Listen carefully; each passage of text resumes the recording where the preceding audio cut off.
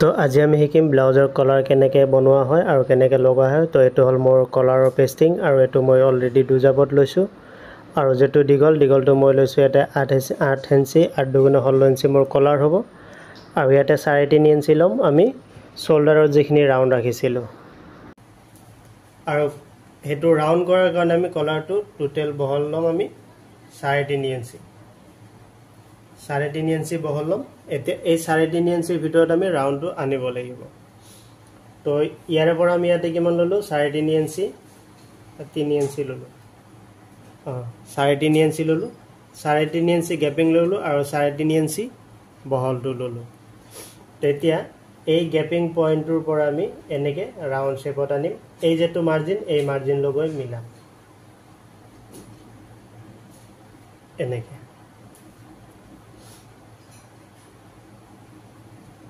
আমি এনেকৈ মিলালোঁ। এতিয়া ইয়াৰে পৰা আমি এনেকৈ জুখিম। এনেকৈ ধৰকচোন ইয়ালৈকে আহিল তাৰপিছত এনেকৈ আনিলোঁ এতিয়া আমাক কিমান লাগে 8.2 ইয়াতে আহিব। এতিয়া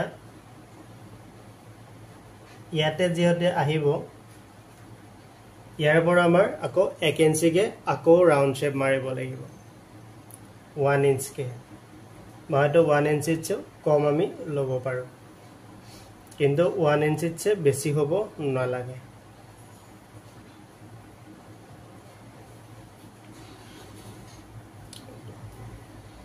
এতিয়া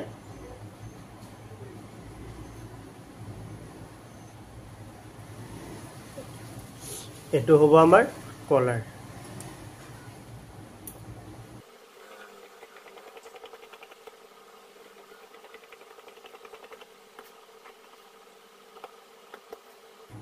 এইটো আমি ইজিলি কাটিলোঁ। এতিয়া কেনেকুৱা হ'ব এই কলাৰটো এনেকুৱাকৈ এইটো হিচাপত বহিব। যেটো মোৰ এই যেটো গামোচাৰ মুগাৰ প্লেন কাপোৰ আছে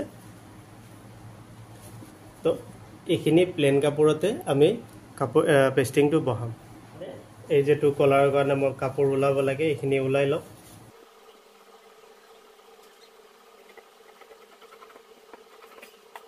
তো ইস্ত্ৰি আমাৰ হিট হ'ল। তো এতিয়া আমি কি কৰিম কলাৰটো বহাম।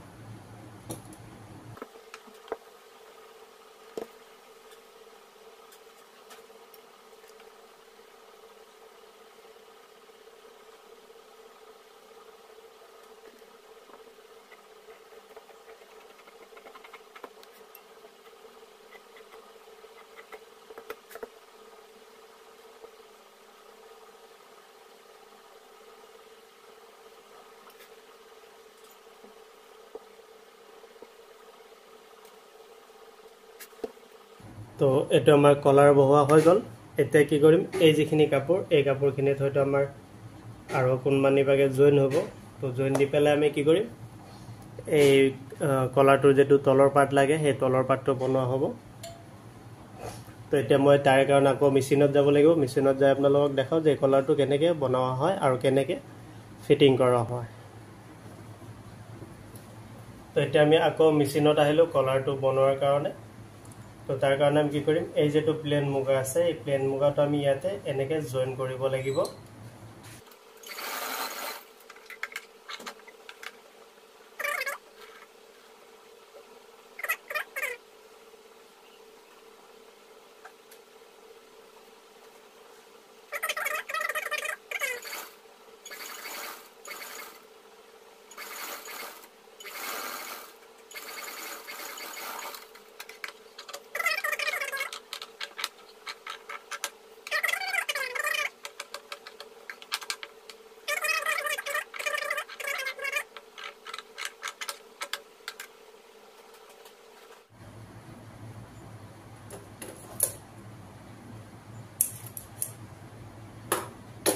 তো এইটো হ'ল আমাৰ মিডিল পইণ্ট।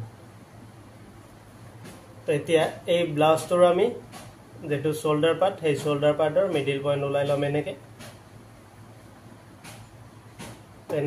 এইটো হ'ল আমাৰ এইটো ব্লাউজটোৰ মিডিল পইণ্ট। আৰু এই কলাৰটো লগোৱাৰ কাৰণে ব্লাউজটা আমি এনেকৈ উল্টাকৈ ল'ব লাগিব। লৈ এই পাৰ্টটো আমি ইয়াতে এনেকৈ ধৰিব লাগিব তেতিয়া কি হ'ব এই যেটো কলাৰ এই কলাৰটো যাই পেলাই আমাৰ হিবাগে সিধা সাইডত পৰিব সিধা হৈ পেলাই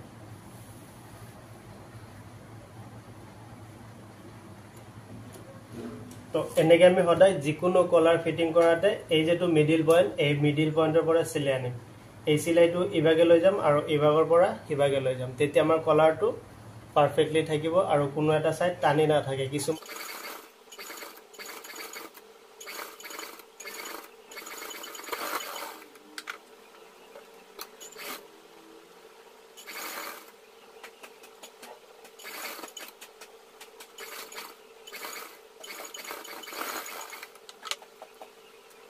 তো কলাৰটো আমাৰ ফিটিং হল এতিয়া আমি কি কৰিম এই ইয়াতে এখিনি ধুনিয়াকে সিলাই মাৰি লক কৰিম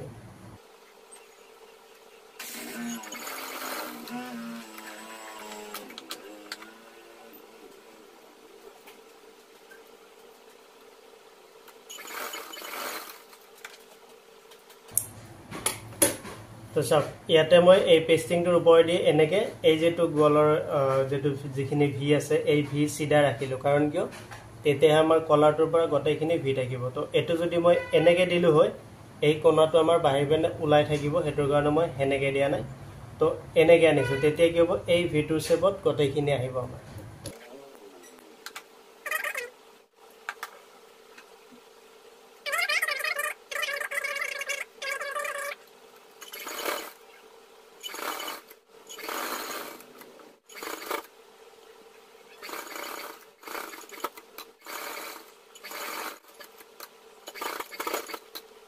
তো কলাৰৰ সিলাই আমাৰ কমপ্লিট হল তো এতিয়া আমি চাও কলাৰটো দেখাত কেনেকুৱা লাগিছে